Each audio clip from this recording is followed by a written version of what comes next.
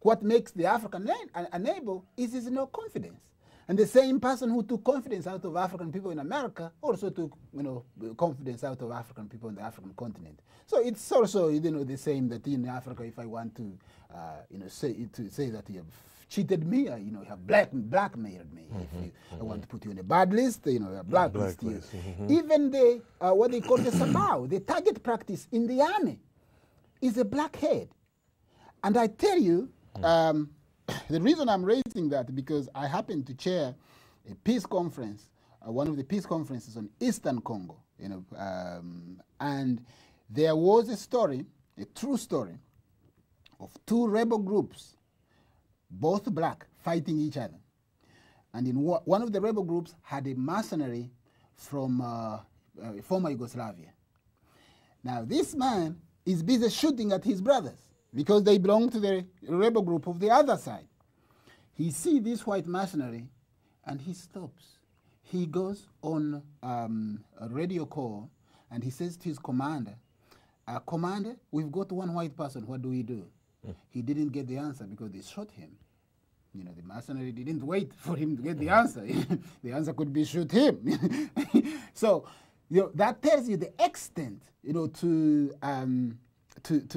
of that inferiority complex of a person who hates himself so much. In Africa, the women bleach themselves with jik, with detergent and urine, to have a white skin.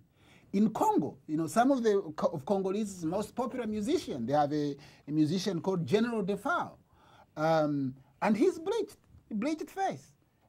To trying to be white. So the same confidence that was taken out of our people everywhere in the world, is also happened in the African continent.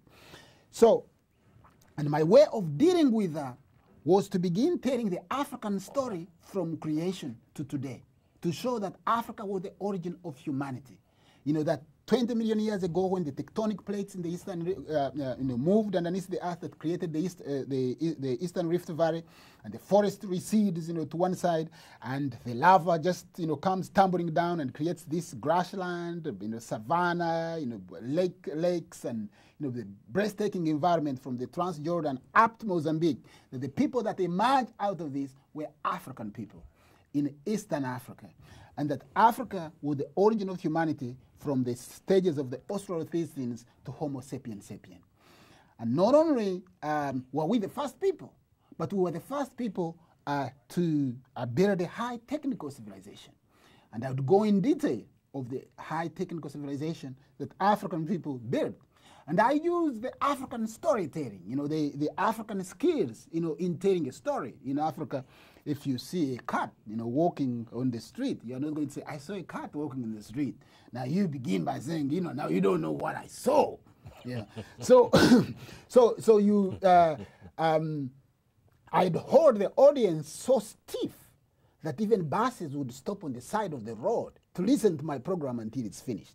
I'm telling you. So the African then begins to internalize his own story.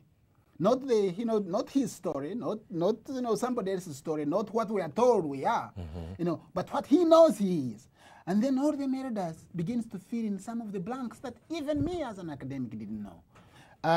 They begin to, to show you that yes, what you're saying is like this, because this is how we did this. For example, I tell you an example. I was talking about ancient Egypt and, and the art of being able to use the stars, to foretell a man's fortune. And they tell me a ritual of a wedding ceremony where they would give you a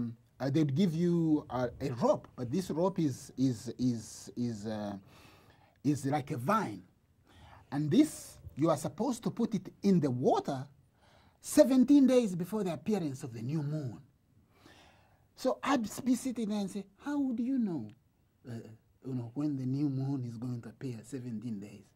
And they look at you and say, you're a fool. We know. We know. So all this information begins to come up. And then everywhere, scholars begins to emerge. So the elders that had forgotten even how to teach now have something to teach young people, because they can now get the story that I am telling them, add it to the story that they have, and have a whole complete story. And then it establishes a huge base from which I would spring. So people didn't know that I had traveled all over the world, that I had come from, that I had studied the African story. The majority of people who lived in the cities thought that, oh, this is somebody who is from, who is just sprung up, from a radio station. So when I go to the city now, and I can tell you a story, the head of Makerere University, there's a university called Makerere University, and they invited me, to speak. And by that time, everybody had heard of me, and because of so many controversies surrounding the radio station. Because almost every statement that I'd make, if I say the black person or the original, human, professors would come and say, no, that's not true. So that would be a controversy right there. They say, no, it was white people that were the first people, and it was Asiatic people that were the first people. You'll be forcing them to change their lesson plan. Yeah, absolutely. So eventually, when I go to this university, and there are all these professors sitting at the front, and I come with so many books, and I put them on there, and I start speaking. 15 minutes into my lecture, I see all of them start moving, from the front, disappearing. The only person who remained was the man who invited me. So it became well known then, even in rural areas, that the people in the city didn't have the knowledge that they should have that is sufficient enough to run the country. So then when they went to the villages, they started challenging them. One of the main examples I could give you is we had a situation involving cow milk. I come up and say, cow milk is good for a calf. And the area where the radio station is based in is a cow area. And when I say cow area, it's not like 2 cows, 3,000 cows, 4,000 cows. Now, you could find a person, when they gather all these statistics about poor people in Africa. You go, you find a man, you say, what do you have? He says, I have nothing. Because when you have cows, you don't say what you have. They say, if you have 100 cows, we call it one horn. So if you are, if you've come from New York, from Howard, and, you're doing some research in Africa, and they say, how many cows do you have? I say, I have one horn. You say, the man didn't even have a cow. He just had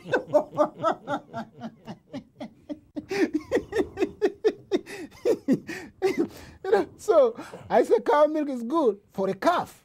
And I said to people to stay away from cow milk because about 98% of black people have lactose intolerance, so they can't digest cow milk. They stand up and say, how can you say that? We people who have always drunk milk, look at the cows. This is evidence.